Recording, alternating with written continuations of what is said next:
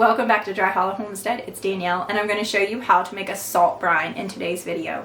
And I will write it in the description box in case you want to make this quickly. I'll also put it on my blog. I'll have a list of the instructions and the amounts. So this is not something that you need to make once and then throw it away. You're going to keep this for a substantial amount of time. I actually don't really think there's anything wrong with keeping it, just as long as you want this to be fully saturated.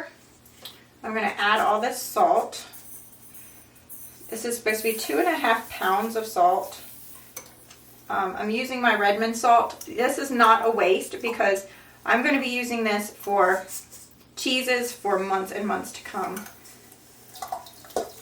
I do not know for sure if I have enough space in my pot though. To be fully saturated, we want to make sure that some has dissolved, but that there's still a layer of salt at the bottom. I'm actually thinking that having 2.5 cups or 2.5 pounds is overkill. You just want to have enough that it dissolves as much as it possibly can and still have some at the bottom. So I'm not going to say we need that much because, yeah, I've got a large layer on there on the bottom. So let's say 2 cups. Let's say 2 cups. Yep. So that's what I'm doing is 2 cups of salt. So in our saltwater brine, we're going to put 1 tablespoon of calcium chloride. I'll link it below. And then we are going to put 2 teaspoons of white vinegar. And I have a really big container of vinegar because with canning, you always need quite a bit of vinegar. And that's it. All we need is water, salt, vinegar, and calcium chloride. And then I'm going to put the date on here that I make this, but it will be pretty much indefinite. If you see that this no longer has any salt on the bottom, put a handful of salt back in. You want it to be fully saturated with salt. I made a Colby yesterday, so I've got my new cheese press. I don't think I've showed you this. This thing is amazing. From New England Cheesemaking too.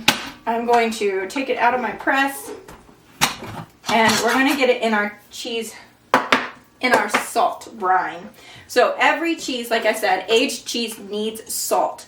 We can put salt in it in 3 different ways. You can make a cheddar where you are adding salt in, a stirred curd cheddar, a farmhouse cheddar, traditional cheddar, all these different Cheshire, Lancaster, all these different cheddars have the salt mixed in.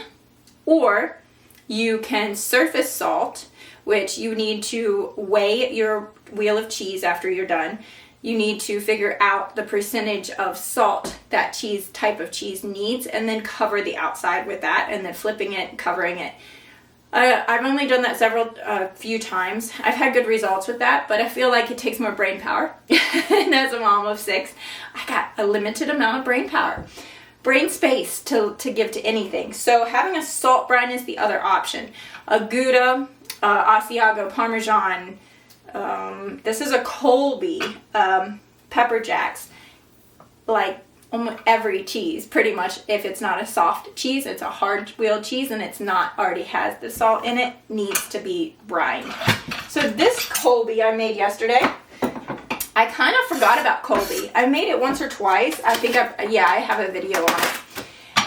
And it was delicious. When I made it and we tried it I guess it's been a while, like last year we tried it. I don't know. I was pregnant in that video, so my son's already a year old. So it's been like a year and a half. It smells delicious. Oh, I love cheese. So this is a Colby that I made yesterday. It looks great. I have had more sticking lately with my cheesecloth. I'm going to look into some troubleshooting things with that. This one isn't sticking too bad, but I think it has to do with pressing too hard too fast. This Colby needs to now go in my salt brine, but it looks amazing. they smell so good. I could eat the whole thing right now. And I made this with an MA11 culture. So let me go get a pot to put my salt brine in. Okay, I just keep these really thin tin pots on hand for brining with my cheeses.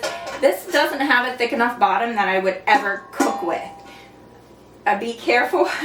Don't set yourself up to fail as a home cook by having something like this that is really, really thin bottom to cook in. So when I'm ready to brine a cheese, usually it comes out of the press and then it needs to go in the brine.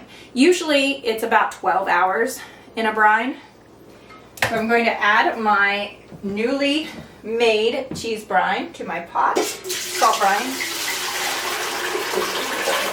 Make sure that when you add it, you have quite a bit of salt left over.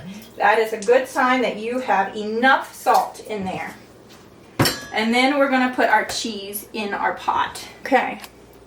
So make sure you have a pot big enough to hold your cheese, your wheel of cheese, and I know I do just because this is my same setup. And if it is fully saturated, another sign that your salt brine is fully saturated is that it will pop up to the surface like this.